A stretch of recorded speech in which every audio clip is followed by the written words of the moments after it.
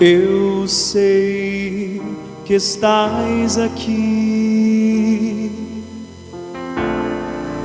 bem perto, bem juntinho de mim, ó meu Senhor Jesus, meu primeiro amor. Ah, meu Deus, quero mais de ti. Seu amor quero sempre possuir, pois tu és o meu Jesus, meu primeiro amor.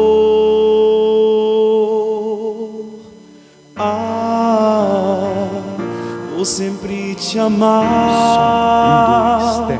Quero sim renovar o teu Espírito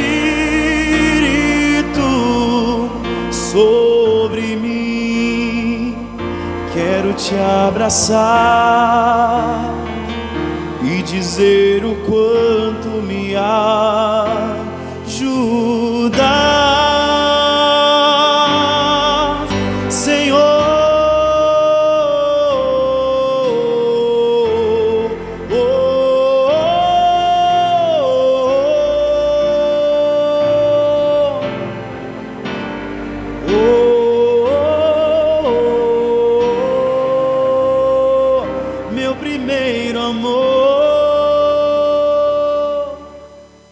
Boa noite, povo de Deus. A paz do Senhor Jesus. Dê uma linda salva de palmas ao único que é digno de toda a glória pelos séculos dos séculos, o Rei dos Reis, o nosso Salvador Jesus Cristo. Eu gostaria de começar, fortalecendo os irmãos na palavra de Deus, que salvação é um mérito do Senhor Jesus. Nós temos a salvação porque Ele morreu na cruz do Calvário por nós, e porque Deus nos escolheu, nos elegeu dentro dele antes da fundação do mundo. A salvação é isto. Quando eu recebo a salvação? Responda: quando eu confesso, diga, quando eu confesso que Jesus é o Cristo.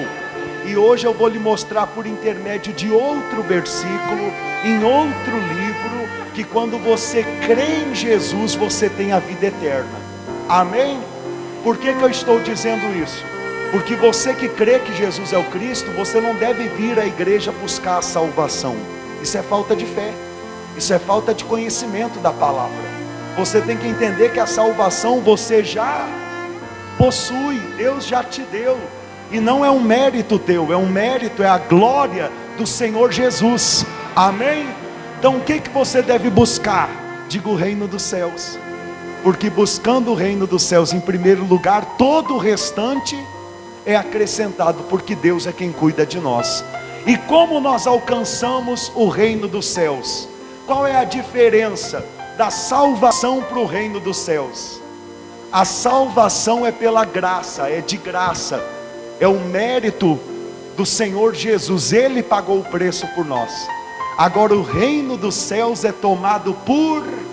Eu não me canso de falar sobre isso. Eu não me canso, por quê? Porque para mim isso é uma novidade muito grande. Eu prego o Evangelho há mais de 10 anos. E eu descobri isso há alguns meses, não fez um ano ainda.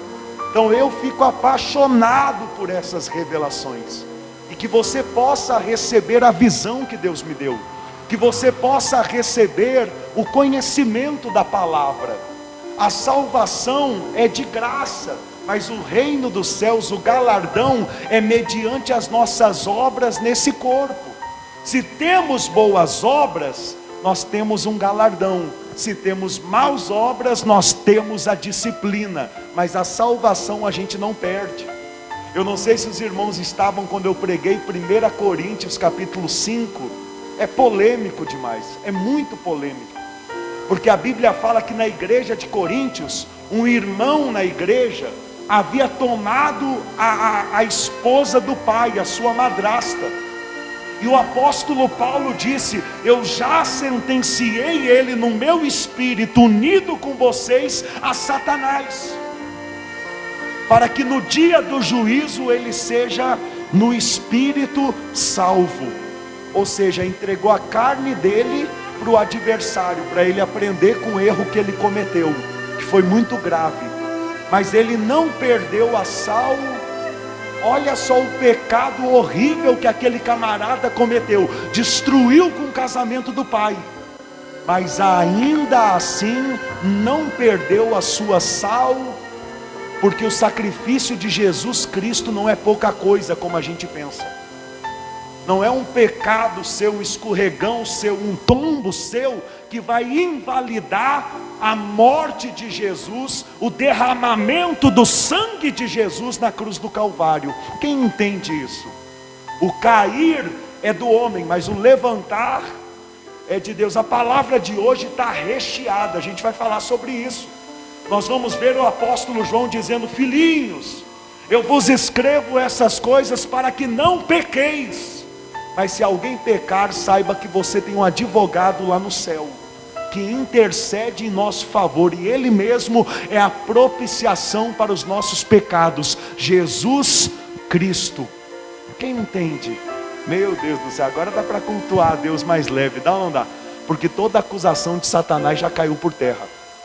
Quem te acusa, quem quer te afastar de Deus, quem quer colocar dúvida na tua salvação, na tua aliança com Deus, é o diabo. Jesus não. Jesus, toda vez que você cai, Ele quer te levantar e fazer que você se levante mais forte, mais experiente, mais sábio, exalando mais o bom perfume de Cristo. Amém? Vamos adorar a Deus? Coloque as mãos no coração, feche os seus olhos, e como o Senhor Jesus, Ele cantou um hino com os discípulos na presença de Deus, faça deste louvor a sua adoração. E me conhece, quebranta o meu coração. Aleluias, aleluias e aleluias. O Senhor é santo. Transforma-me conforme tua palavra, e enche-me até que em mim se ache só ti. Então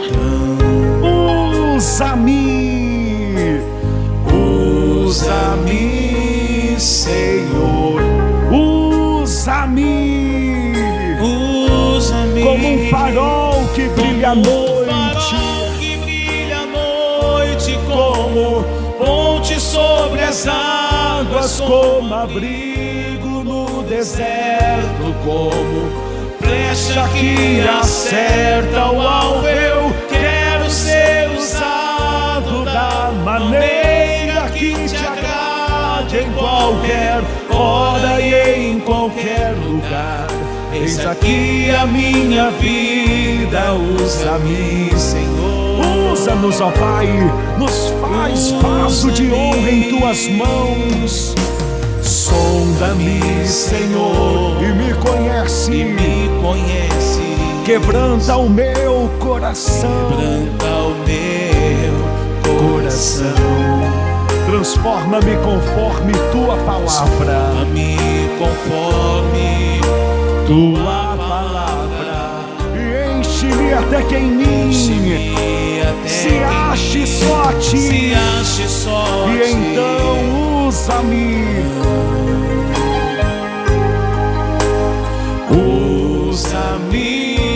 Senhor. Peça para Ele: usa-me como um farol que brilha à noite, como ponte sobre as águas, como abrigo no deserto, como flecha que acerta o alvo. Eu quero ser usado da maneira que te agrada, em qualquer hora e em qualquer lugar. Eis aqui a minha vida. Receba a nossa vida como teu altar. Seja exaltado, engrandecido e adorado, poderoso Deus, poderoso Pai celestial, em o nome do Senhor Jesus Cristo. No deserto, como flecha que acerta o alvo, eu quero ser usado da maneira que te agrade, em qualquer hora e em qualquer lugar. Eis aqui a minha vida, usa-me, Senhor, Usa-me, usa-me, sonda-me, sonda-me, quebranta-me, quebranta-me, transforma-me, transforma-me, enche-me enche-me, e usa-me. usa-me. Então peça para Ele: sonda-me, Sonda-me, quebranta-me, quebranta-me, transforma-me, transforma-me, enche-me enche-me, e usa-me. Levante as mãos aos céus e declare: como um farol que brilha à noite, farol que brilha à noite, como ponte sobre as águas, como abrigo no deserto, como flecha que acerta o alvo, eu quero ser usado da maneira que te agrada, em qualquer hora e em qualquer lugar. Eis aqui a minha vida,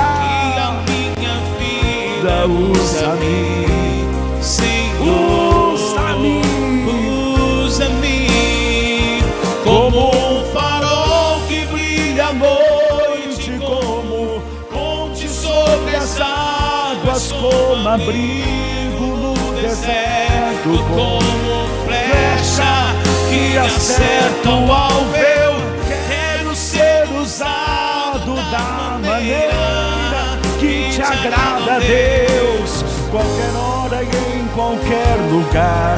Eis aqui a minha vida, usa-me, Senhor, usa-me, usa-me. Coloque as suas mãos no coração nessa noite. Nós estamos na presença do Deus vivo, do nosso Pai celestial, do nosso Senhor e Salvador Jesus Cristo. E neste momento você pode abrir o seu coração, você pode pedir a Ele perdão pelos seus erros, pelas suas falhas, pelos seus pecados. Nós viemos aqui nos humilhar debaixo da Tua mão poderosa. Nós viemos aqui para lançar toda a nossa ansiedade sobre o Senhor, colocar a nossa vida, os nossos projetos em Tuas mãos. Viemos aqui, Senhor, para buscar o fortalecimento espiritual. Viemos aqui para buscar o reino dos céus em primeiro lugar. Viemos aqui nos render a Ti. Viemos aqui para ser cheios da Tua presença, renovados pela marca da promessa, pelo Teu Espírito Santo. Senhor, eu uno a minha fé com a fé do Teu povo e oro por todos que nos assistem. Aonde chega esta oração, Espírito Santo, ergue do pó o desvalido e do monturo necessitado, com a Tua unção que cura, que restaura, que fortalece. Levanta as nações, ó Pai, alcança os crentes, em nome do Senhor Jesus.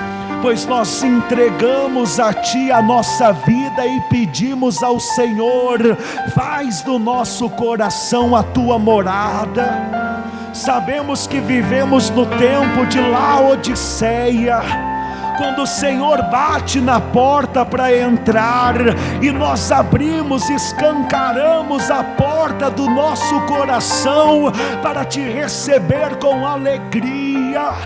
nós buscamos a sabedoria do alto para poder te servir em espírito e em verdade.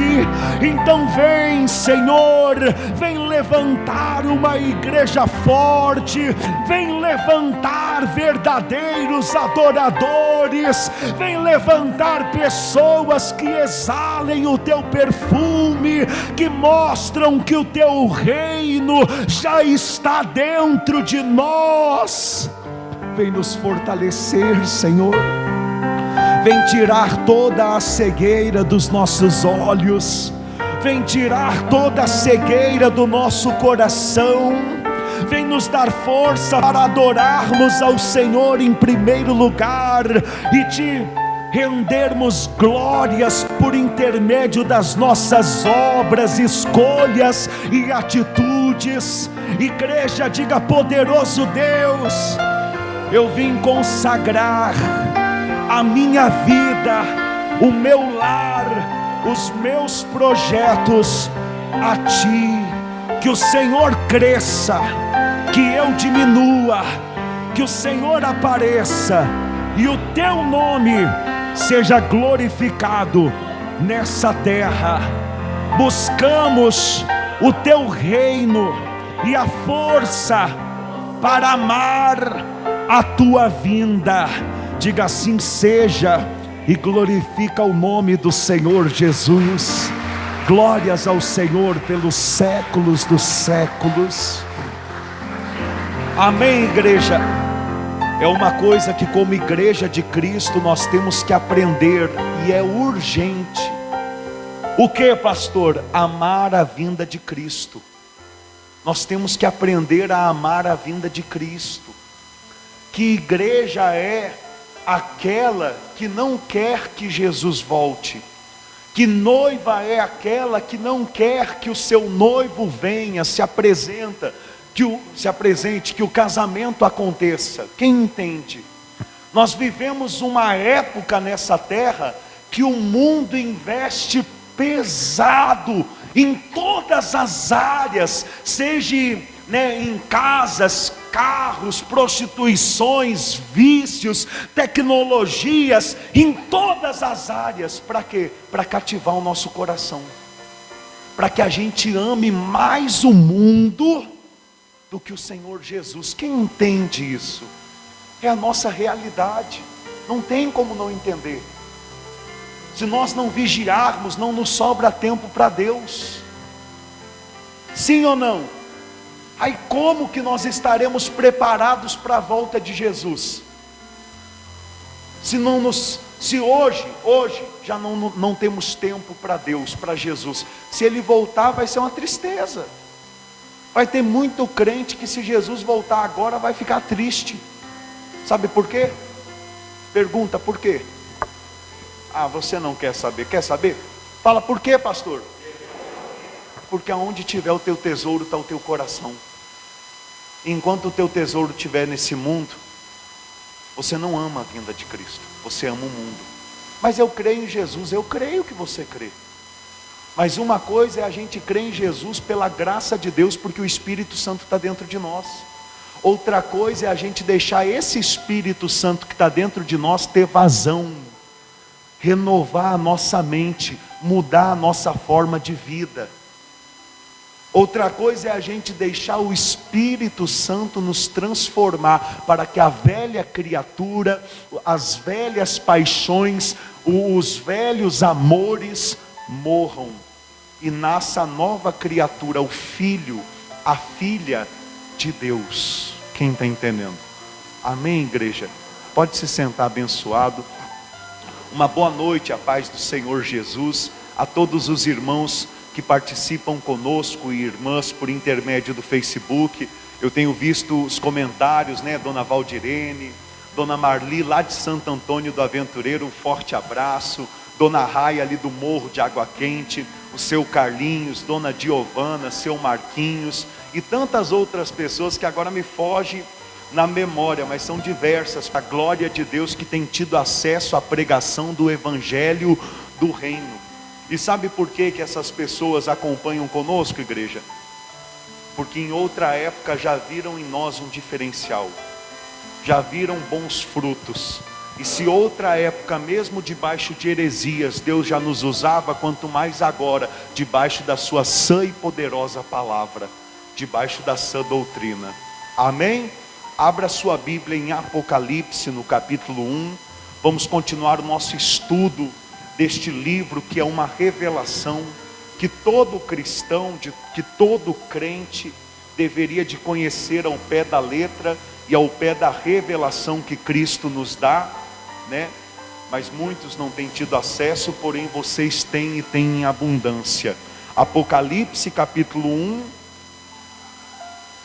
e pode também deixar aberto em Daniel no capítulo 10. Apocalipse capítulo 1 e Daniel capítulo 10.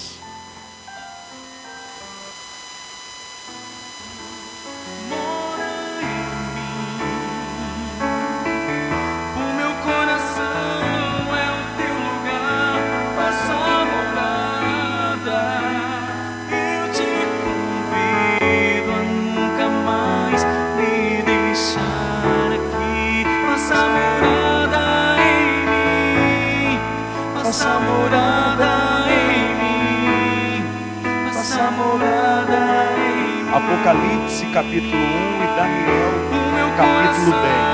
É o teu lugar, faça morada. Eu te convido a nunca mais me deixar aqui. Faça morada em mim, faça morada em mim, faça morada em mim. Quem encontrou, diga graças a Deus. Incline o seu rosto, feche os seus olhos. Pai, fala ao nosso coração, que por intermédio da Tua palavra, que é lâmpada para os nossos pés, que é luz para a nossa vida, que é o alimento verdadeiro para o nosso espírito, que possamos crescer, amadurecer na Tua santa presença. É o que pedimos ao Senhor. Prepara, Senhor, o coração do Teu povo para receber estas grandes revelações que o Senhor tem para nos entregar por intermédio Tua palavra. Diga assim seja, e graças a Deus. Amém, igreja? O livro de Apocalipse, ele é um livro de revelações. Entenda isso. Muita coisa em Apocalipse é usada uma linguagem figurada, é usada uma linguagem de símbolos, mas que pela palavra de Deus a gente consegue entender. E a revelação principal de Apocalipse é a revelação do que ou de quem? De Jesus Cristo. Uma coisa que nós temos que aprender é o versículo 1 de Apocalipse, onde diz: revelação de Jesus Cristo. Ou seja, o livro de Apocalipse é para que os crentes que amam ao Senhor Jesus conheçam Ele em sua plenitude, conheçam Ele em sua completude, conheçam Ele de uma forma inteira. Por quê? Porque em Apocalipse você vai ouvir falar do Rei dos Reis, como você não ouve em nenhuma outra epístola, ou evangelhos, ou livros da Bíblia Sagrada. Quem entende isso? Por isso nós estamos estudando esse livro, e vamos estudar, se assim o nosso Deus permitir, Jesus Cristo não voltar durante esse ano, né, até o final, para nós entendermos, porque esse livro é base desse ministério que Deus nos deu. É base, aqui é o pontapé inicial para a gente entender o que é o reino dos céus. Alguém aqui já entendeu o que é o reino dos céus? Quem já entendeu? Entenda, reino dos céus é Jesus Cristo descendo aqui na terra e reinando nessa terra. Quem entende isso? Então o reino dos céus, quando Jesus fala é semelhante a isso, aquilo, aquele outro, Jesus está dizendo, quando eu vir reinar nessa terra, vai ser semelhante a isso, aquilo e aquele outro. Quando ele fala o reino dos céus está dentro de vós, é porque mesmo Jesus hoje, agora, estando assentado à destra de Deus nos céus, ele já tem autoridade no teu coração e na tua vida. Então o reino dos céus, para nós que cremos em Jesus, já começou. Diga glória a Deus. Nós esperamos a sua manifestação, que será quando? No final da última semana de Daniel, no final dos 7 anos do reinado do anticristo. Será quando Jesus Cristo descer nesta terra para tomar o poder, o reino dessa terra com soberania. Amém? Semana passada nós estudamos ali o versículo 15 e 16. Amém? E para que todos estejam cientes, por que nós estamos estudando o livro de Apocalipse? Olha o versículo 3, o que diz: bem-aventurados aqueles que leem e aqueles que ouvem as palavras da profecia e guardam as coisas nela escritas, pois o tempo está próximo. Por que estamos estudando o livro de Apocalipse? Porque nele existem as verdadeiras bênçãos. Quando você entende o livro de Apocalipse, você começa a amar a volta de Jesus. E quando você ama a volta de Jesus, você busca em primeiro lugar o reino dos céus. E quando você busca em primeiro lugar o reino dos céus, as demais coisas são acrescentadas na tua vida. Quem entende? No versículo 16, nós vimos semana passada que o Senhor Jesus, que apareceu ao apóstolo João, né? Vamos ler ali do versículo 14 em diante. Aliás, 13 em diante. E no meio dos candeeiros, um semelhante a filho de homem, com vestes talares e cingido à altura do peito, com uma cinta de ouro. A sua cabeça e cabelos eram brancos como a alva lã, como neve, e os seus olhos como chama de fogo. Os pés semelhante ao bronze polido, como que refinado numa fornalha, e a voz como a voz de muitas águas. Olha o Senhor Jesus que o apóstolo João viu. Ele viu o Senhor Jesus com o corpo glorificado. E você que quer entender o que representa cada aspecto do Senhor Jesus, os olhos como chama de fogo, os cabelos brancos, assista no Facebook as pregações dos domingos anteriores, porque nós estamos estudando desde o versículo 1 profundamente o que cada aspecto, cada palavra, cada símbolo representa aqui no livro de Apocalipse. Amém? No versículo 16 fala: tinha na mão direita 7 estrelas. E o que são as 7 estrelas? Os anjos, exatamente. E quem são os anjos? Aqueles que estão à frente dos candeeiros aqui na terra. Quem são os candeeiros? As igrejas. Então a Bíblia Sagrada deixa bem claro que os anjos, aqueles que estão ministrando, pregando, que são levantados por Deus para estarem de supervisores na casa de oração, eles estão nas mãos do Senhor Jesus. Por isso eu até falei aos irmãos que quando alguém perto de você começar a falar mal desse ou daquele outro líder de ministério, não dê assunto, não fale mal, não. Por quê? Porque o assunto é com Cristo. Quando se fala de pastor, presbítero, bispo, apóstolo, padre, o assunto é com quem? É com Cristo. É Jesus Cristo que vai julgar a cada um deles em seu tribunal. Quem está entendendo? Amém? Pastor, mas às vezes o senhor fala algumas coisas aí que... Mas eu também sou anjo da igreja. Eu também sou anjo, estrela na mão de Cristo. E se Ele quiser me usar para abrir os teus olhos, para você não cair no engano, no enredo, Ele pode me usar. Quem entende isso? Uma coisa é um anjo que está no mesmo nível de autoridade na hierarquia de Deus falar do erro de outro anjo. Outra coisa é o candeeiro querer acusar o anjo. Aí não pode. A Bíblia Sagrada vai nos falar em Atos dos Apóstolos que teve uma vez que o apóstolo Paulo, ele repreendeu o apóstolo Pedro, porque o apóstolo Pedro estava se deixando dissimular com os judeus.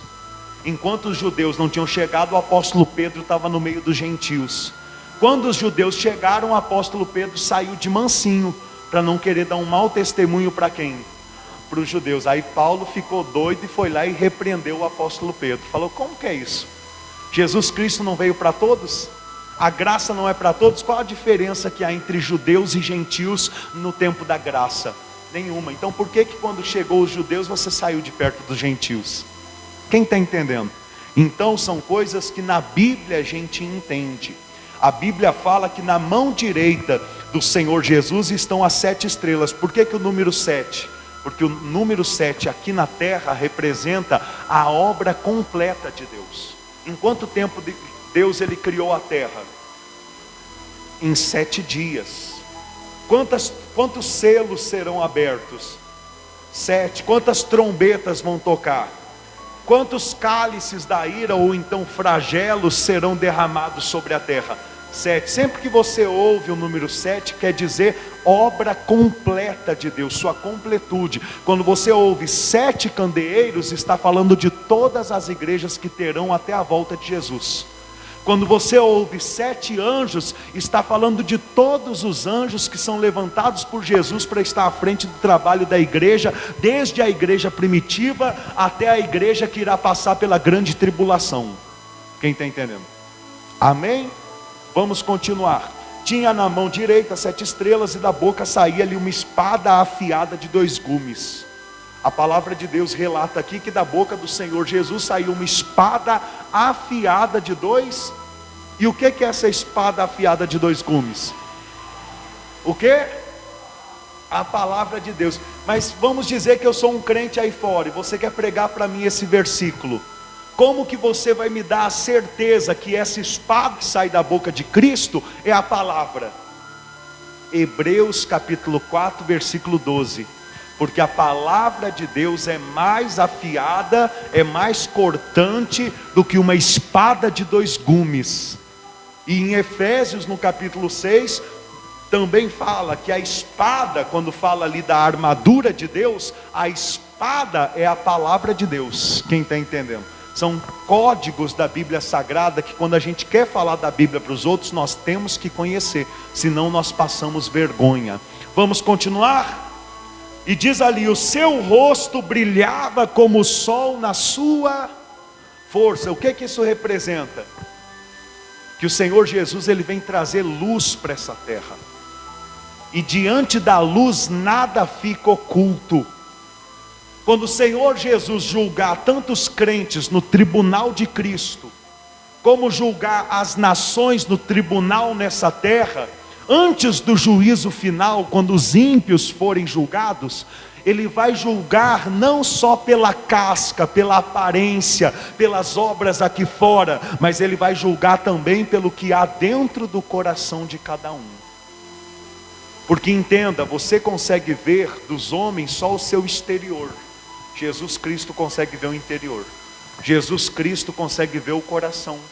Nós vamos entrar, glória a Deus, né? Eu estou muito alegre. Daqui 2 semanas nós vamos entrar no estudo profundo das 7 epístolas, das 7 cartas do livro de Apocalipse.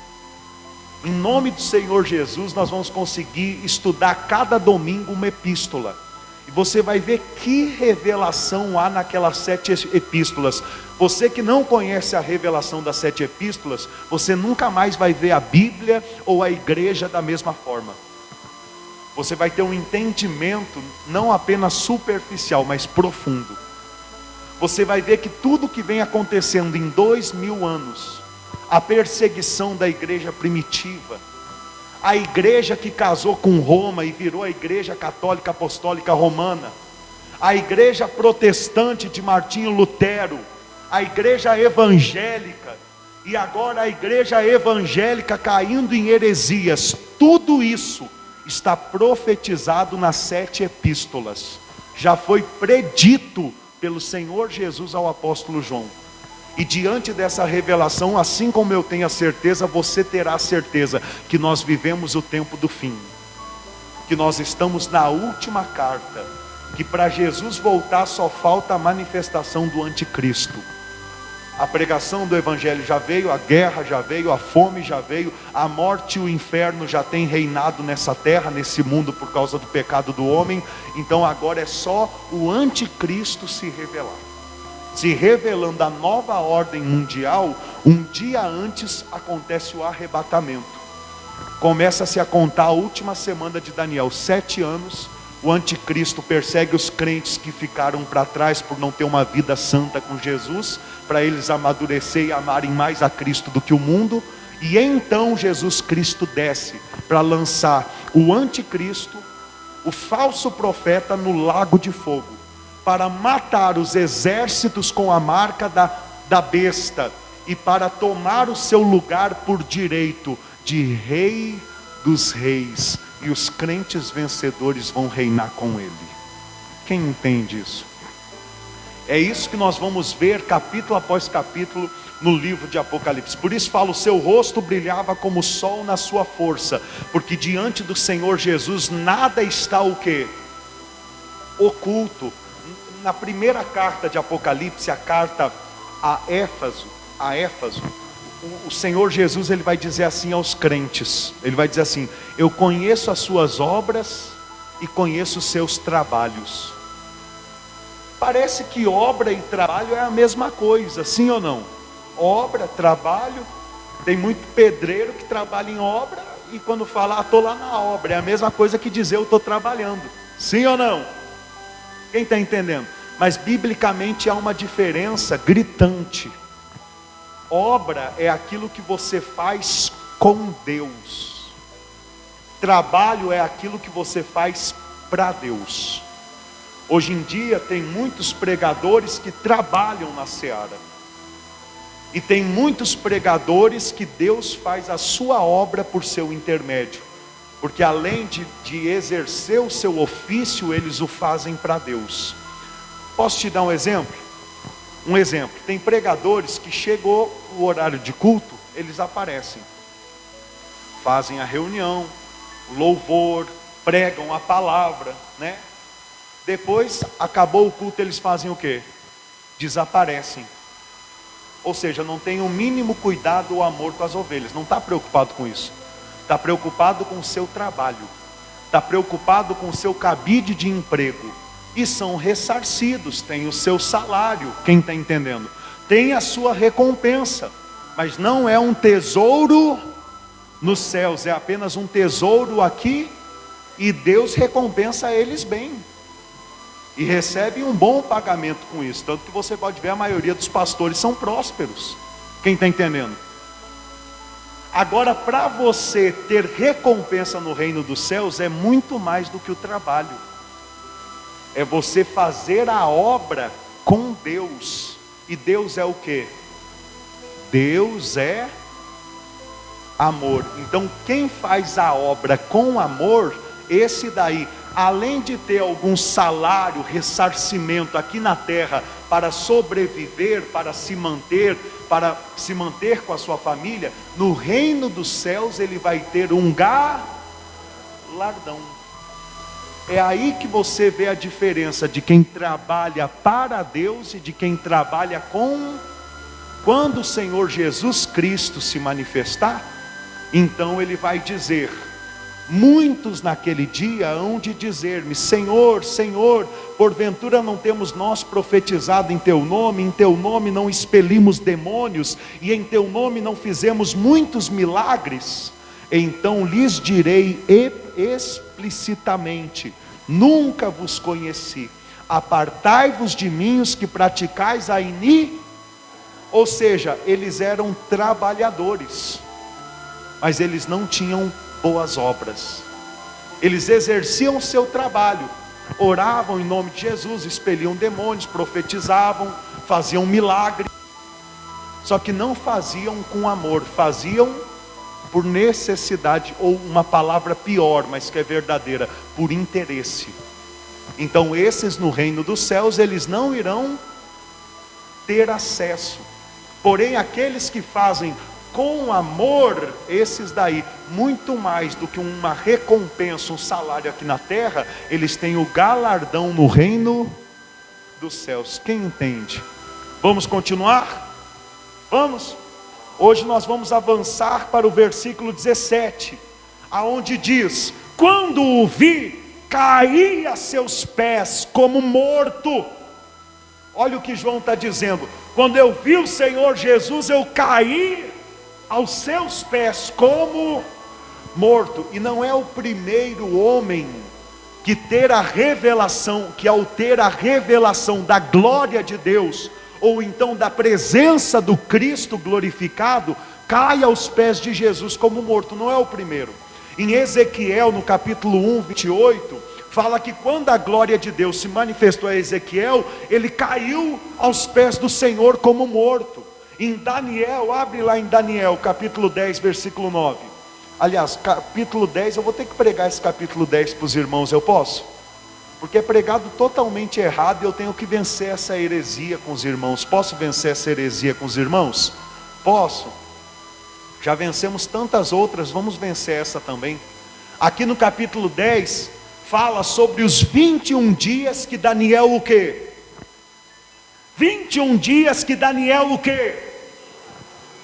Fez um propósito com Deus. Aquilo não é um jejum. A gente conhece como os 21 dias do jejum, mas o que é jejum na Bíblia Sagrada? Abster-se de alimento. E a Bíblia fala que ele não se absteu do alimento.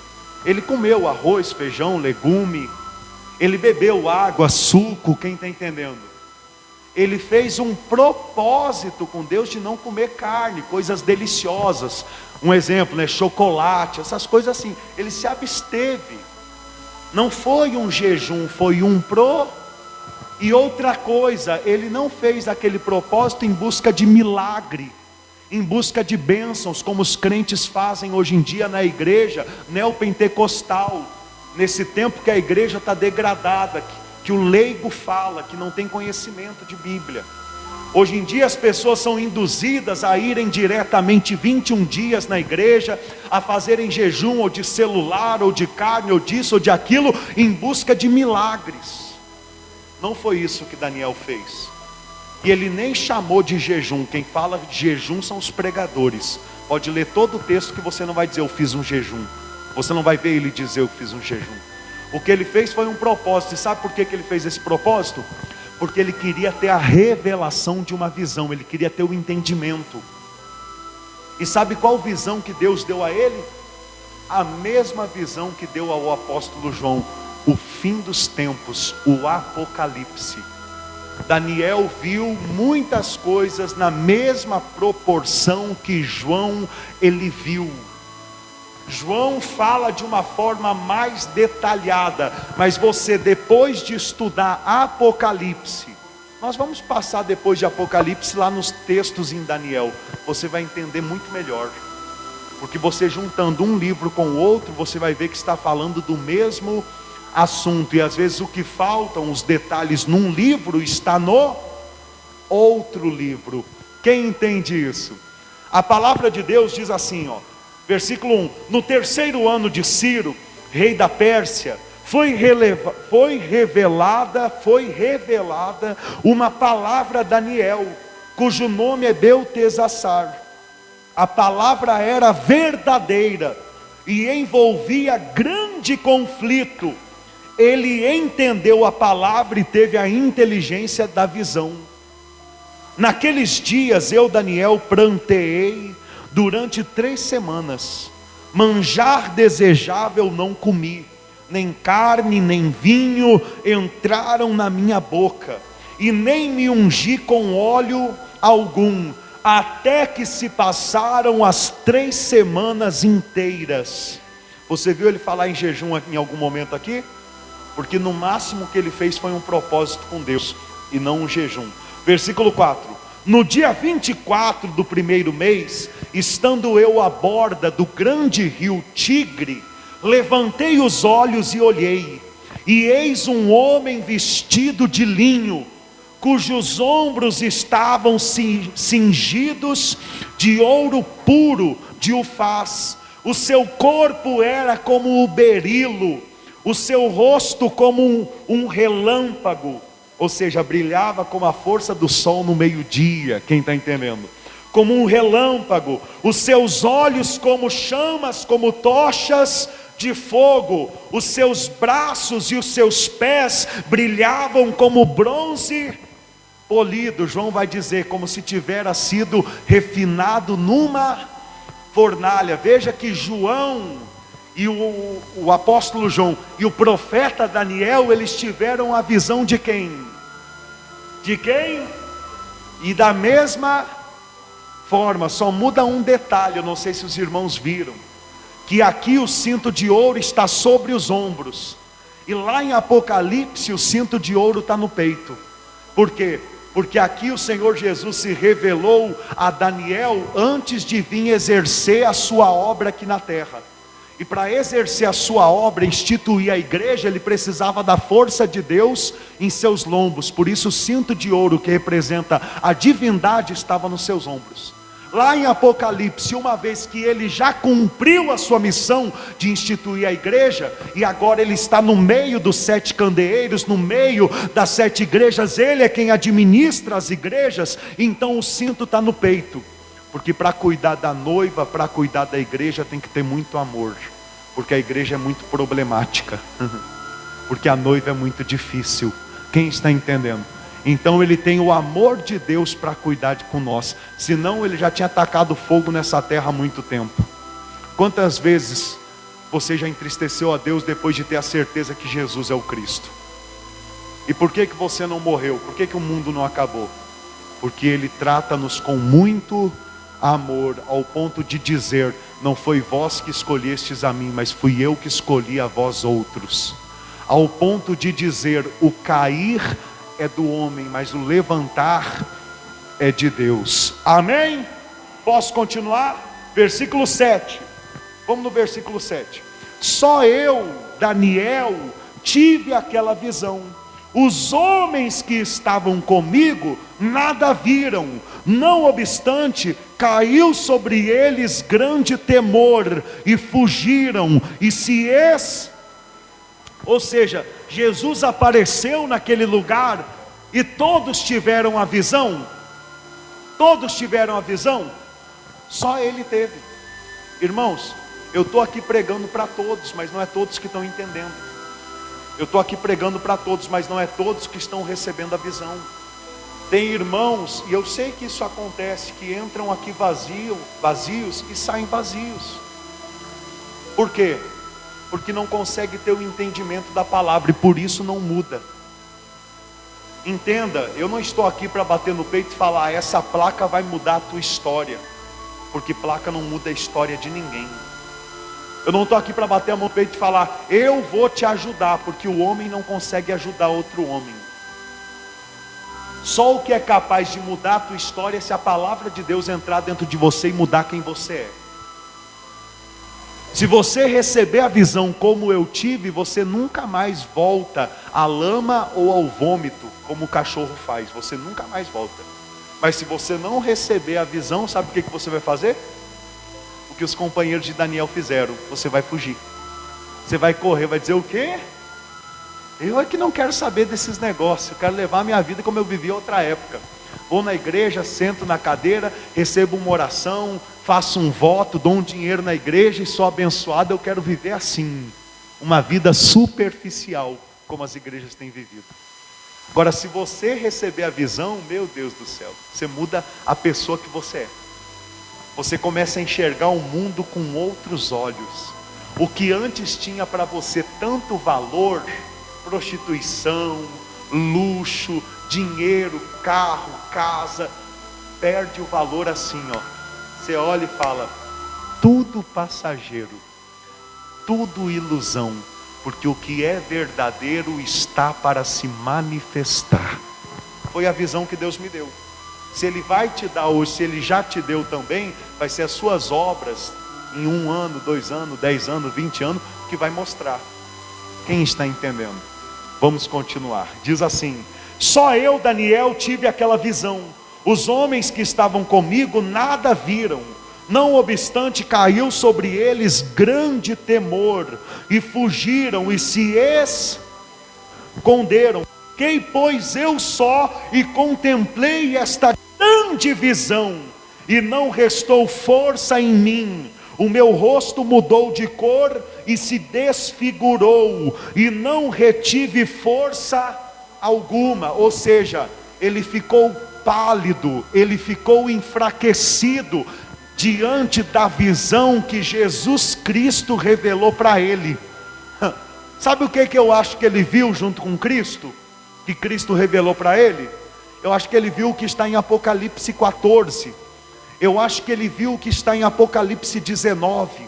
Eu acho que ele viu a batalha do Armagedon, aonde Cristo desce nessa terra e mata milhões, ao ponto que 200 e tantos quilômetros fica tomado de sangue na altura do queixo dos cavalos. Isso é profético e vai acontecer.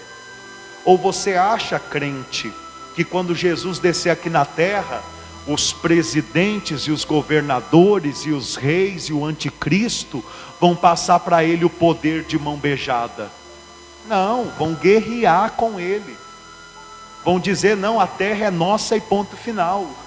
Vão dizer o seguinte: nós já te matamos uma vez e vamos te matar de novo. Só que dessa vez ele não vem pagar o preço do pecado de ninguém. Dessa vez ele vem o quê? Tomar posse da sua herança. Ele é o rei. Eu acredito que João viu aquilo, e ao ver aquilo ele ficou pasmo, sem força. Alguém aqui já viu uma tragédia, um acidente de trânsito, uma pessoa morta? Alguém aqui já viu? Mas não lá no velório, gente. Eu estou dizendo assim, no ato, sangue correndo. Quem já viu? Como que você ficou? Tem um conhecido meu que estava indo de carro, ultrapassou ele 2 motos. E daqui a pouquinho, lá depois da curva, ele viu que um dos motoqueiros pechou atrás de um caminhão, rachou o capacete e a cabeça. E ele parou o carro e desceu para ir lá ver. Para que foi? Não conseguiu mais dirigir.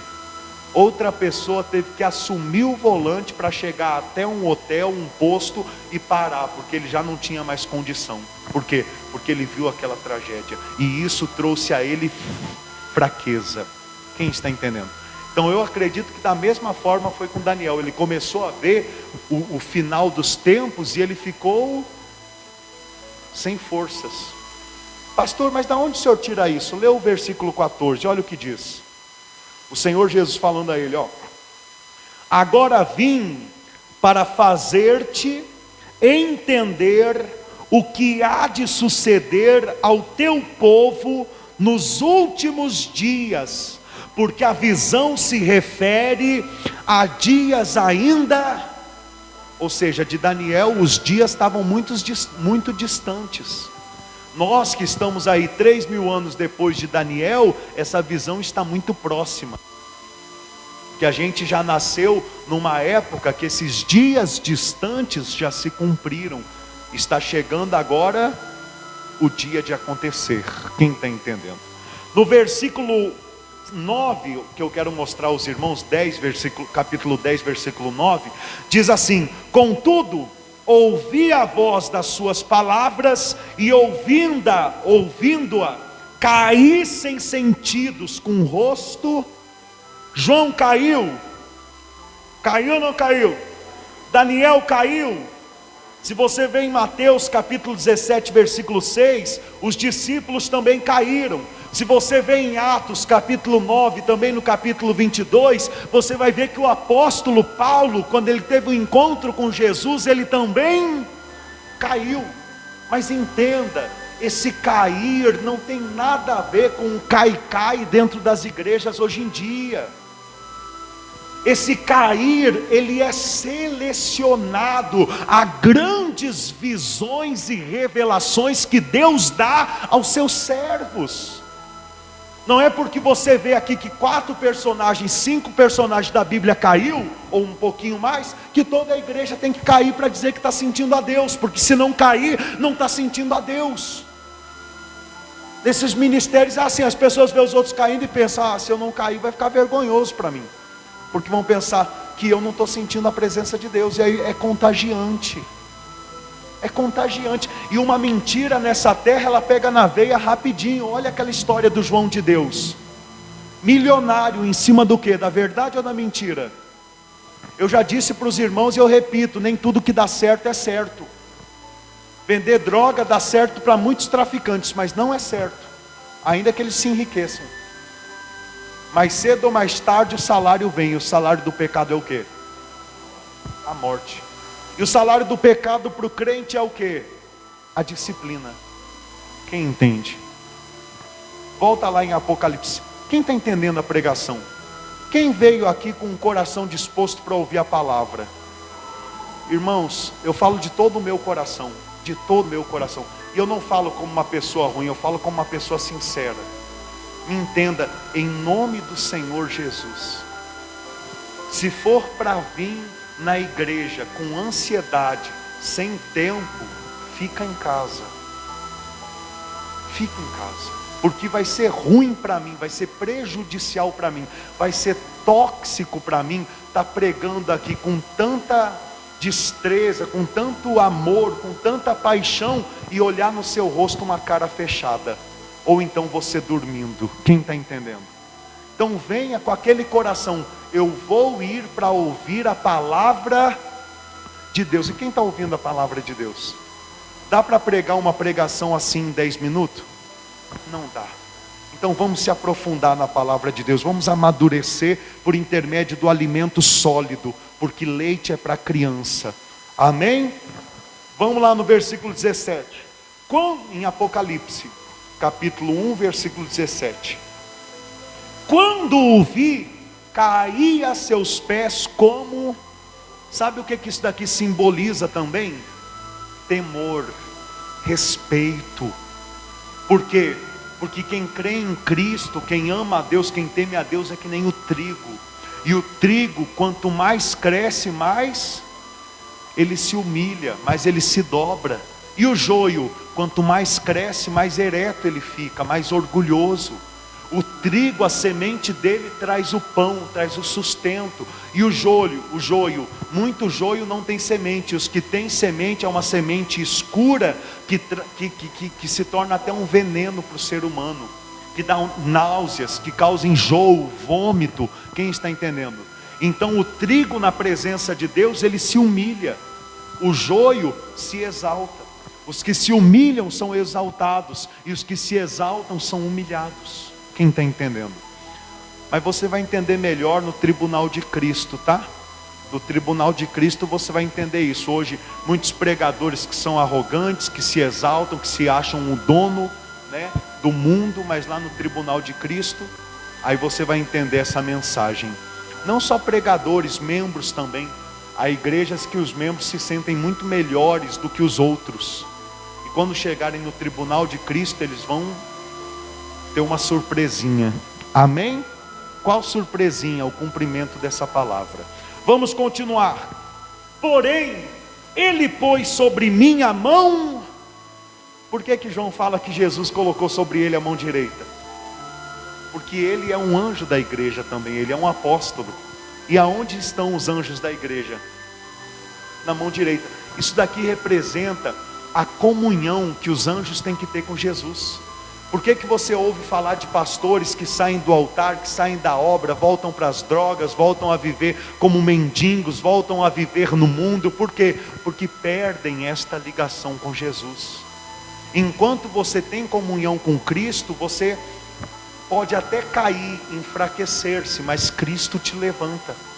Mas se você perder essa comunhão com Cristo, sem Cristo é impossível a gente se levantar. Quem entende isso? Continuando. Pôs sobre mim a mão direita, dizendo: não temas, eu sou o primeiro e o último. Lá em Apocalipse capítulo 22, versículo 13, vai dizer também o Senhor Jesus: eu sou o alfa e o ômega, o princípio e o fim. Eu sou, como diz aqui, o primeiro e o... E o que ele quer dizer com isso? Por que Jesus fala tantas vezes eu sou o primeiro e o último? Porque ele está dizendo, diferente do que você conhece nesse mundo, homens que fazem promessas, prefeitos, vereadores, presidentes, encarregados, patrões na tua empresa, maridos, esposas, filhos que fazem promessas e depois não cumprem, não levam a termo o que eu prometo no início. Eu sou fiel para cumprir até o fim. Ele está dizendo: eu sou o primeiro e o último, eu sou o princípio e o fim, o alfa e o ômega, porque ele está dizendo: o que eu prometo, eu cumpro. As palavras que eu digo, elas não voltam vazias, elas não caem por terra, elas se cumprem. Quem entende isso? Vamos continuar. Não temas, eu sou o primeiro e o último, e aquele que vive. Olha o que Jesus Cristo está dizendo: eu sou aquele que vive. Você acha que eu preciso pregar sobre isso? Precise muito, porque tem muitas pessoas que dizem crer em Cristo e tem um Cristo dentro de casa pregado num crucifixo. Tem um Cristo dentro de casa pregado numa cruz, pregado num madeiro. Cristo deixa bem claro: eu sou aquele que vive. E sabe o que ele quer dizer com isso? Ele quer dizer o seguinte: eu estou vivo, e a igreja tem que estar viva também. Nós não podemos ser uma igreja morta. Nós não podemos ser uma igreja que exala o perfume da morte. Nós temos que exalar o perfume de Cristo. Nós temos que mostrar que Cristo está vivo, governando a nossa vida por intermédio das nossas obras e das nossas atitudes, aonde pisamos a planta dos pés. Quem entende isso? Quando ele fala eu sou aquele que vive, é para você entender que quando você está orando, ele está te ouvindo. Quando você está falando com ele, ele está ouvindo a sua voz. Ele está vivo. Entenda isso: Cristo está vivo. Amém? Eu sou aquele que vive. Estive morto, mas eis que estou vivo pelos séculos dos séculos. Olha aqui para o pastor. Jesus está dizendo: estive morto. Alguém aqui teve o interesse de ler o texto que eu mandei lá no grupo ontem? Alguém? Graças a Deus. Você viu que aquele texto, ele nos revela? Meu Deus do céu. Eu li aquele texto lá, eu fiquei assim, chocado, fiquei espantado. Falei: meu Deus. Porque entenda, Jesus Cristo, sim, ele morreu pelos nossos pecados. Mas quem o matou? Os sacerdotes da época não o mataram por causa dos nossos pecados, porque ele era o Filho de Deus e tinha que morrer pelos nossos pecados. Não, quem matou a Cristo naquela época, matou por causa do dinheiro, matou por causa do governo, por causa do medo que eles tinham da doutrina verdadeira do Evangelho. Sabe por quê? Porque Cristo começou a curar de graça, sem campanha, sem propósito, sem dízimo. Cristo começou a perdoar os pecados de graça, sem matar boi, sem matar ovelha. E os templos, a economia dos sacerdotes em Israel era sustentada pelos sacrifícios da lei. E Cristo veio para cumprir a lei e nos dar novo mandamento, instituir a graça. Aí eu pergunto para você: as igrejas hoje em dia têm pregado o evangelho da graça? Ou elas têm enriquecido com preceitos da lei? Porque dízimo é lei, porque voto é lei. Você não vai ver no Novo Testamento voto de dinheiro, você não vai ver. O voto que você vê, põe a palavra voto num dicionário bíblico, numa chave bíblica, e vê quantas vezes no Novo Testamento a palavra voto aparece. Se aparecer 3, 4 vezes é muito. E o voto do apóstolo Paulo, uma vez que ele fez, foi cortar o cabelo. Um voto dele com Deus de se santificar. Sabe por que não há voto no Novo Testamento? Porque tem o nome de Jesus Cristo.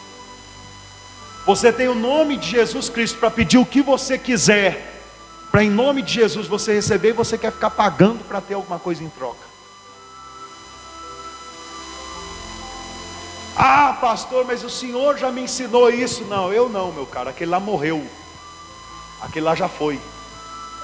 Eu já fiz a minha parte, me humilhei, joguei o vinho velho fora e me enchi do vinho novo. Se você quer se encher do vinho novo, também se encha. Quem está entendendo? Se Jesus Cristo descesse aqui hoje e começasse novamente a curar sem campanha, curar sem envelope de voto, a prosperar as pessoas, abençoar sem dízimo, até os pastores das igrejas evangélicas iam querer matar ele. Entende isso? É muito grave. Mas as pessoas não querem ouvir a verdade. A verdade incomoda, a verdade confronta. As pessoas querem continuar seguindo a vida do jeito que vivem. Ah, está dando certo, tá bom. Mas nem tudo que dá certo, é certo.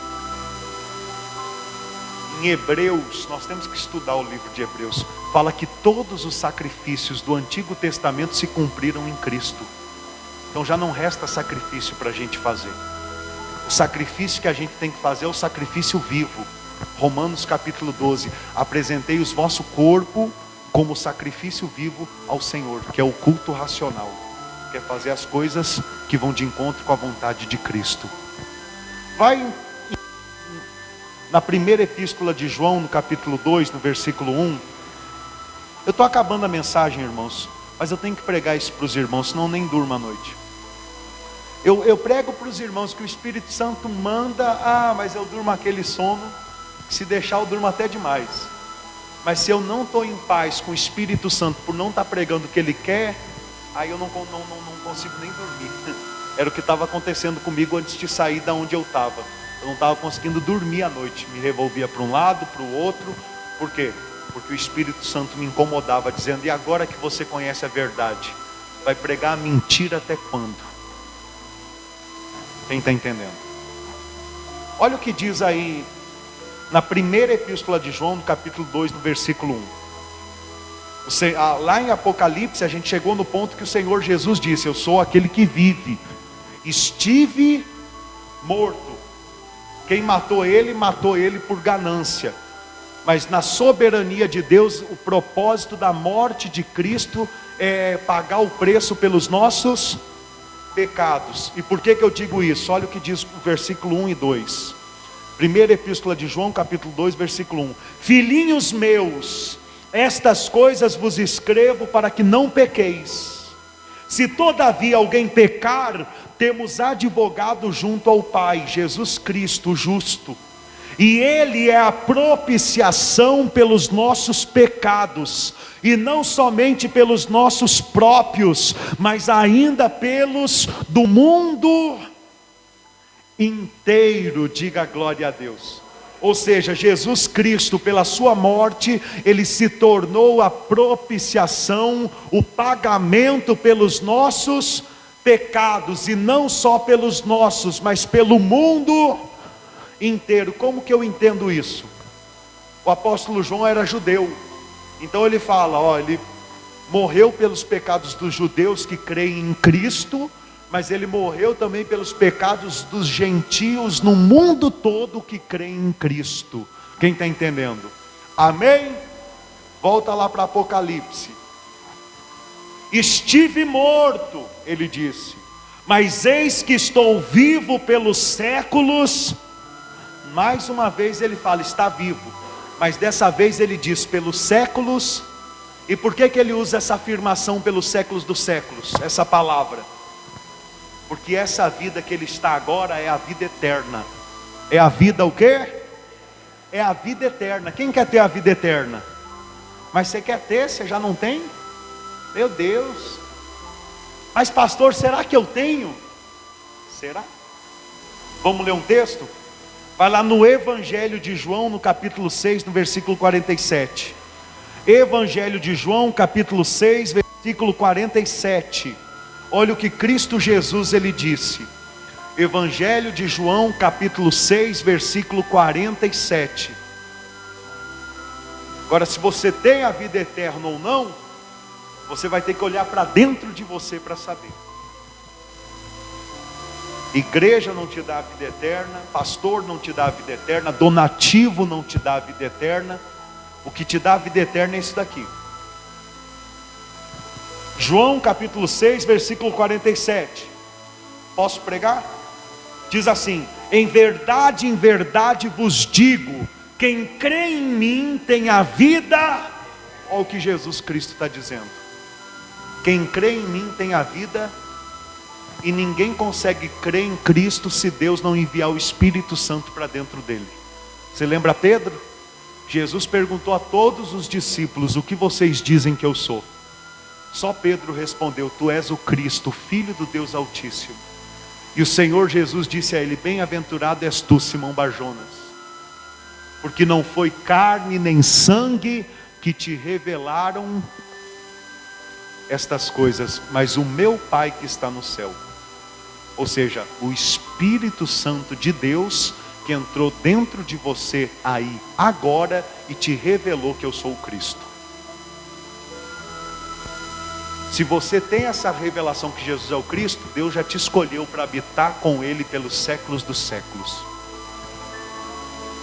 E no versículo 48, o Senhor Jesus diz o quê?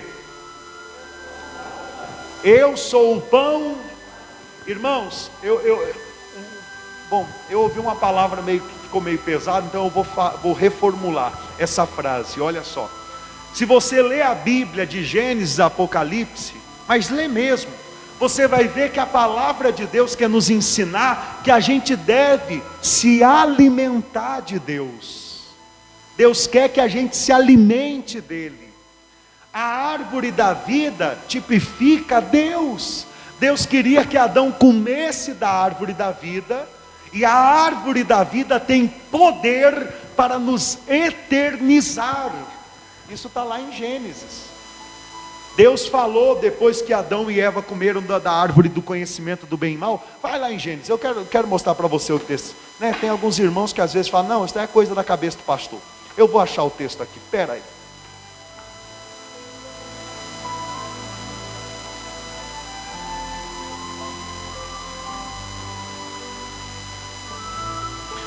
Capítulo 3, versículo 22. Jesus Cristo disse: sou aquele que vive pelos séculos. E ele falou: aquele que crê em mim também viverá pelos séculos dos séculos. Ele não usou século dos séculos, mas ele falou vida eterna. E vida eterna e século dos séculos é a mesma. Beleza? Deu para entender? Então tá bom, vamos continuar. Capítulo 3, versículo 22. Quando Adão e Eva pecaram contra Deus, diz assim: então disse o Senhor Deus: eis que o homem se tornou como um de nós. Ele estava falando com quem? Com o Espírito Santo e com o Senhor Jesus.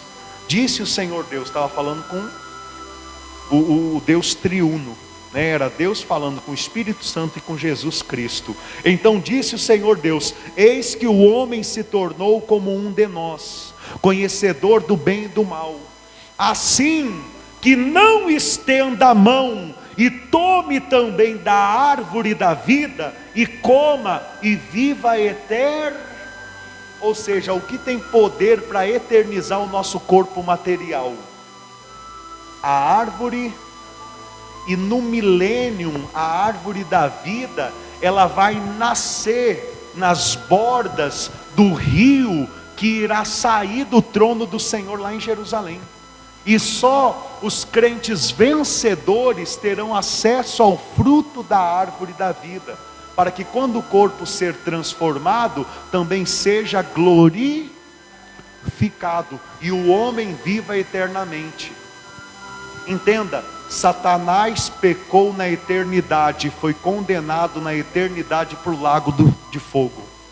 O homem pecou no tempo e terá uma oportunidade de viver em santidade eternamente. Então o que a gente vive agora é uma formação para que eu e o Senhor a gente dê valor para a vida eterna. Porque a vida nesse corpo a gente não deu valor e caiu no pecado. E muitos na vida desse corpo ainda continuam se autodestruindo. Cigarro, bebida, prostituição, cocaína, droga. Quem está entendendo? Quem entende isso? Então tudo isso é para o nosso amadurecimento. Amém? Para acabar a mensagem de hoje, eu vou ler o final do versículo 17 e nós vamos dar um pulinho em Mateus capítulo 10, versículo 25. Amém? Aliás, finalzinho do versículo 18, né? Jesus Cristo disse: sou aquele que vive, estive morto, mas eis que estou vivo pelos séculos dos séculos, e tenho as chaves da morte e do... Olha o que Jesus Cristo está dizendo: e tenho a chave da morte e do... E você com medo do diabo te lançar no inferno, crente, pelo amor de Deus. Esse diabo vai me levar para o inferno. Quem é o diabo para te levar para o inferno? Ele não tem nem a chave da casa dele. Jesus Cristo está dizendo: eu tenho a chave da morte. E por que ele está dizendo eu tenho a chave? Porque a morte e o inferno são lugares, por isso tem que ter chave. Só tem chave o que são lugares. Posso te dar um exemplo aqui da morte e do inferno? Posso? Posso ou não posso? Você tem que entender, a morte é um coletor, e o inferno é um depósito conhecido também como sala de espera, porque tem crente e tem gente mundana que morre de medo do inferno, só que o inferno não é o pior é o lago de fogo, que em Apocalipse 20 fala que o próprio Hades, o inferno, vai ser lançado no lago de fogo, e é ali onde o bicho pega. Quem está entendendo? Só que você que crê em Jesus Cristo, você já tem o quê? O quê? A vida. Então por que você vai ter medo do inferno? A Bíblia fala que Deus, Ele faz da gente labaredas de fogo. Agora coloca fogo no inferno para você ver o que acontece. Nada. Você que tem o Espírito Santo, a certeza que Jesus é o Cristo, você passa no inferno e não chamusca nem o cabelo da sua sobrancelha, dos seus cílios. Você passa lá de boa. Por quê? Porque o teu espírito já está casado com o Espírito de Deus. O teu espírito já é fogo consumidor, como o nosso Deus é fogo consumidor. E isso eu estou pregando Bíblia para os irmãos. E não é porque você nunca ouviu que é uma mentira. Talvez você nunca tenha ouvido porque é uma verdade mesmo, e o mundo não quer que você ouça, porque não quer que você amadureça. Quem está entendendo? Então Jesus está dizendo: eu tenho a chave da morte e do inferno. Eu vou dar um exemplo para você entender. A morte, vamos dizer que é o caminhão do lixo, e o inferno, o lixão. Então a morte é a coletora que leva para onde? Para o inferno. Agora, quando a morte ela tenta te coletar, ela não consegue.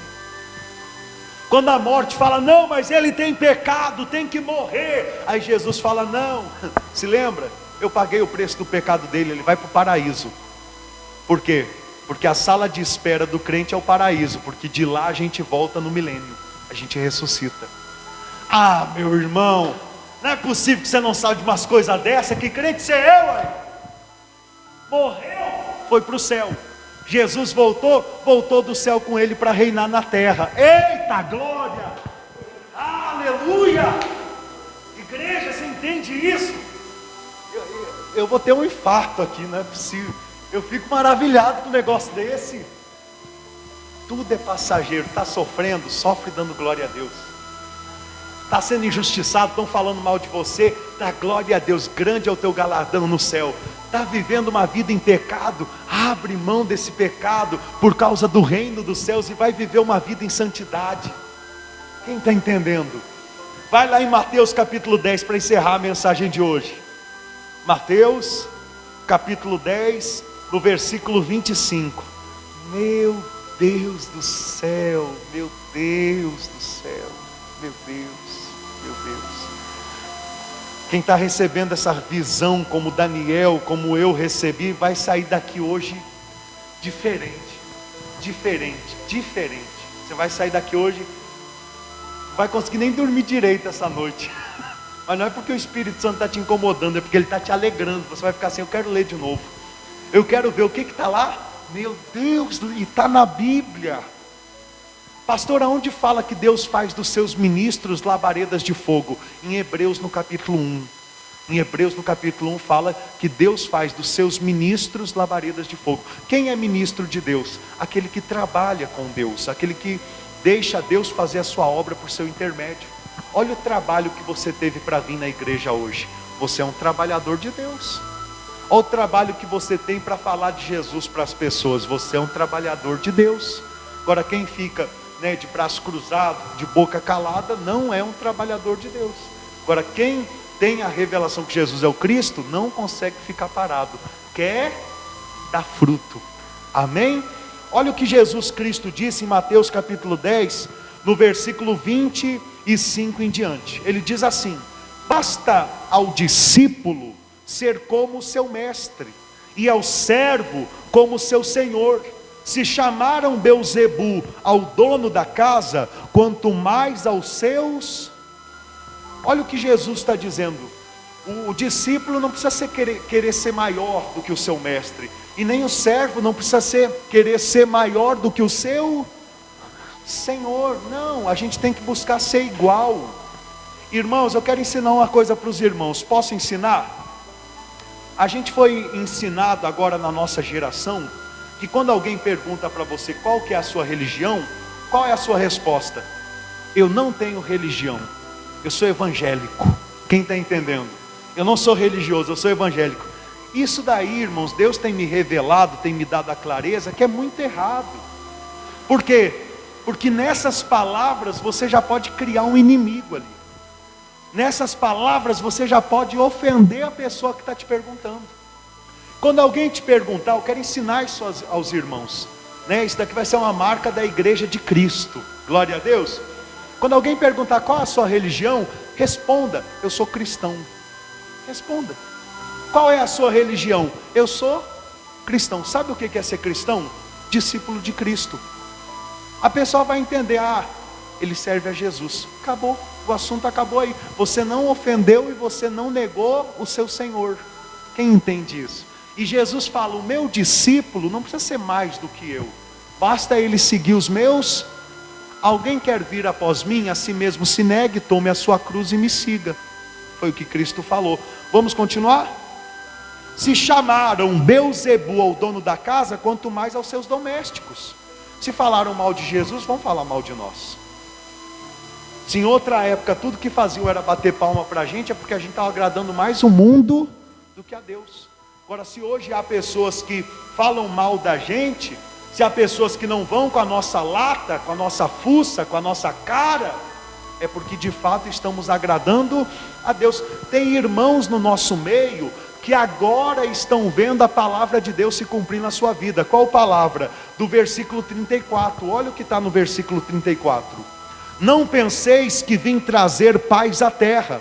Não vim trazer paz, mas espada, pois vim causar divisão entre o homem e seu pai, entre a filha e a sua mãe, entre a nora e a sua sogra. Assim os inimigos do homem serão os da sua própria. Tem irmãos que agora estão provando isso, sabe por quê?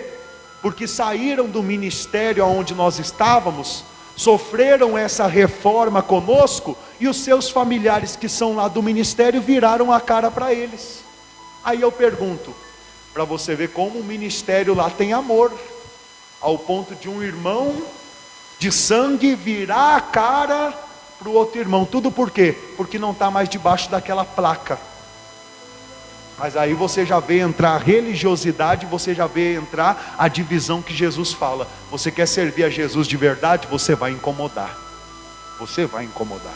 Porque a palavra de Deus te confronta a mudar o teu pensamento, mudar a tua atitude, mudar a pessoa que você é. E o Senhor Jesus ainda adverte no versículo 37, quem ama seu pai ou sua mãe mais do que a mim, não é digno de mim. Pastor, eu vou continuar lá no espiritismo, na macumba, ou então na igreja evangélica tal. Por quê? Por causa do meu familiar. Tá bom, mas você está amando mais o familiar do que quem? Do que a Jesus. Jesus traz mesmo é divisão. Eu não sei se os irmãos estavam no velório da dona Mercedes, mas eu fui lá para fazer o velório, e no dia do velório da dona Mercedes, muitos obreiros que me recebiam na porta, me abraçando e dizendo: pastor, nós amamos o Senhor, já ficavam lá do outro lado, porque eu já havia me desligado do ministério. Aí você vê a falsidade desmascarada. Aí você vê que não amam a pessoa, amam a posição que a pessoa tem. Puxam o saco para ter paz, para não pegar no pé, não por temor ao Senhor Jesus ou à autoridade, à vocação de Deus na tua vida. Quem entende isso? Mas Deus permite a gente passar tudo isso para a gente ser mais experiente. É tão incrível. Eu vou falar porque já passou algum tempo e a igreja já está madura. Posso falar? Que passaram 2 anos gemendo, sofrendo. Aí Deus nos enviou, entregou a reforma, pregamos o evangelho como temos pregado aqui, de uma forma pura, verdadeira, mas escolheram o vinho velho ao vinho novo, né? O pastor que estava antes de mim fez um grupo dos obreiros e falou mal de mim pra caramba. E eles deram mais crédito àquele que tanto humilhou a eles e vocês, né? Porque eu sei que ele pisava e era arrogante mesmo, mas é o jeito dele, nós temos que orar por ele, amém? Do que continuar no caminho de Cristo, debaixo da simplicidade, da humildade, da mansidão, como Jesus Cristo disse: aprendei de mim, porque sou manso e humilde de coração. Tem gente que prefere ficar debaixo do reinado dos homens do que seguir o reinado de Deus.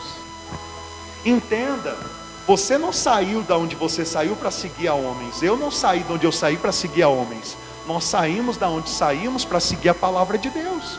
Porque quando eu comecei a pregar da forma que eu prego aqui para vocês, sem voto, sem campanha, aí eu não prestei mais para lá e fui mandado embora praticamente. Falar: não, você vai auxiliar tal lugar, como quem diz assim: você não presta para pregar aqui no ministério. Qual vai ser a minha atitude? Vou parar de pregar porque um ministério, uma placa fala que eu não presto? Eu vou continuar pregando, porque eu sei que para Jesus eu presto. E hoje eu tenho conquistado galardão no reino dos céus. Antes eu só conquistava galardão aqui na terra. Quem entende isso? Amém, irmãos? Então aqui está a explicação de todas as coisas. E no versículo 26, talvez alguém diga: pastor, mas o senhor não tem medo de falar esses negócios? As pessoas avarentas, elas matam elas matam por causa de dinheiro, pastor. Elas podem causar um dano ao senhor, podem lhe perseguir. Olha o que diz no versículo 26, crente: portanto, não os temais, pois nada há encoberto que não venha a ser revelado, e nem oculto que não venha a ser conhecido. O que vos digo às escuras, dizei-o à plena luz, e o que se vos diz ao ouvido, proclamai dos eirados. Não temais os que matam o corpo e não podem matar a alma. Temei antes aquele que pode fazer perecer no Hades, no inferno, tanto a alma como o corpo. Então por que o pastor fala e prega do jeito que prega? Porque Jesus já disse para mim no meu coração: não temos homens, não tema esses impérios, não temos ensinamentos dos demônios, prega a minha palavra. Olha aqui ele falando: tema aquele que tem autoridade para pegar tanto a alma como o corpo e lançar onde? No inferno. E quem tem essa autoridade? Quem tem a chave da morte e do inferno? Jesus entra lá na morte, no inferno, na hora que ele quiser, ele tem a chave. Quem está entendendo? Quando você morrer, não fique preocupado, Jesus vai lá te buscar. Ah, chegou aí, eu tenho uma encomenda aí, morte, especial. Fulano. Chegou? Faz 1 segundo. É esse mesmo, vem cá, meu filho. Mas eu acabei de chegar. Não, aqui é só vamos para o paraíso. Quem está entendendo? Ele tem a chave da morte, e a ele é que você deve temor. Você não tem compromisso com placas, com religiões, com homens. Você tem compromisso com a palavra de Deus. Amém? Eu tenho compromisso com a palavra de Deus. Você tem compromisso com a palavra de Deus. Amém? Pode se colocar de pé, por gentileza. Você que entendeu a pregação de hoje, dê uma linda salva de palmas para o Senhor Jesus.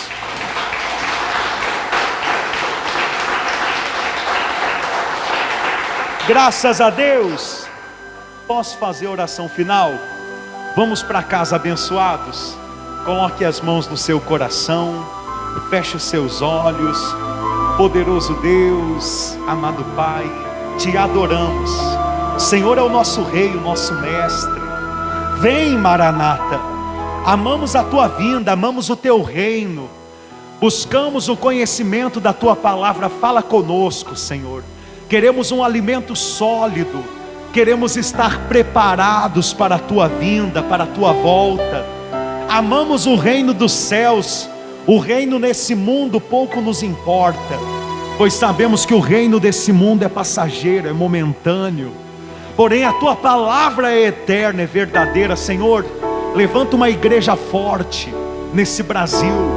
Levanta, Senhor, uma igreja que de fato está ataviada, preparada para o seu noivo, para o seu marido, para o seu esposo, em o nome de Jesus, ó Pai.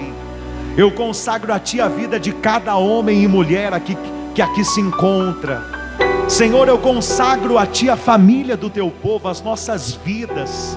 Senhor, nos disciplina, porque na Tua disciplina nós melhoramos. Senhor, nos molda, nos modela, porque quando o Senhor nos molda e nos modela, nós crescemos, nós tomamos formas de homens e mulheres de Deus. Senhor, eu aproveito essa oportunidade para orar pelas mulheres do Brasil e do mundo. Amanhã nós teremos um feriado aqui no Brasil, o Dia da Mulher.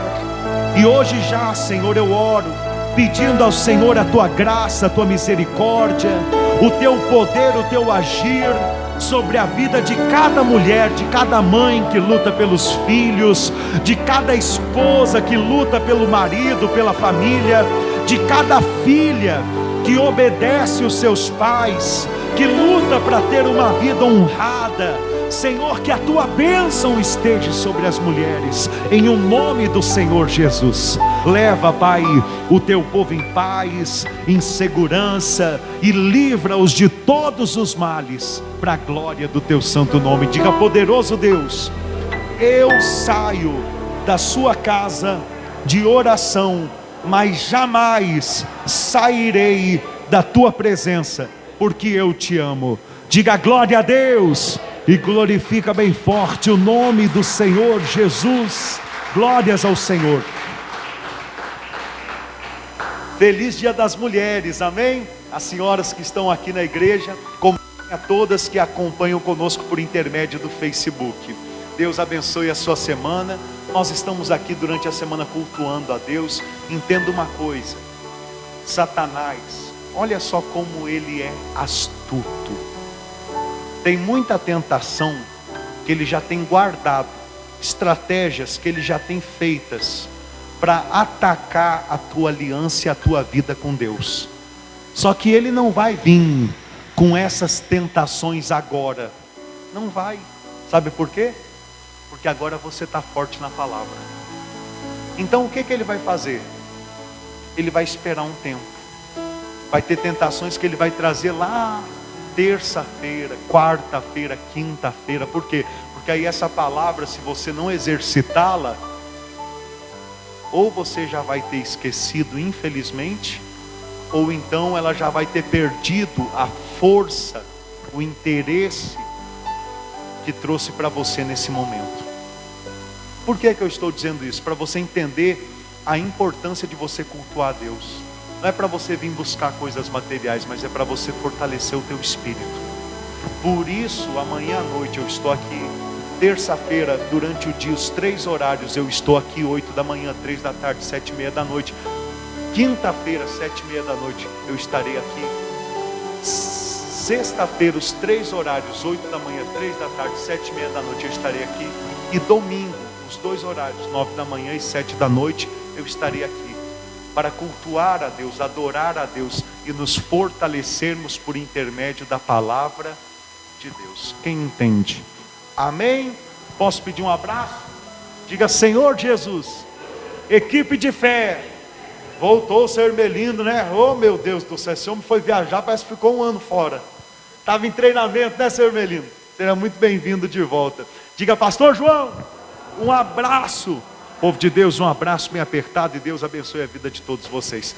Quem quiser um atendimento, tirar uma dúvida, eu estarei aqui do lado do altar, vou colocar minha máscara, né? E Deus abençoe a todos, em nome de Jesus.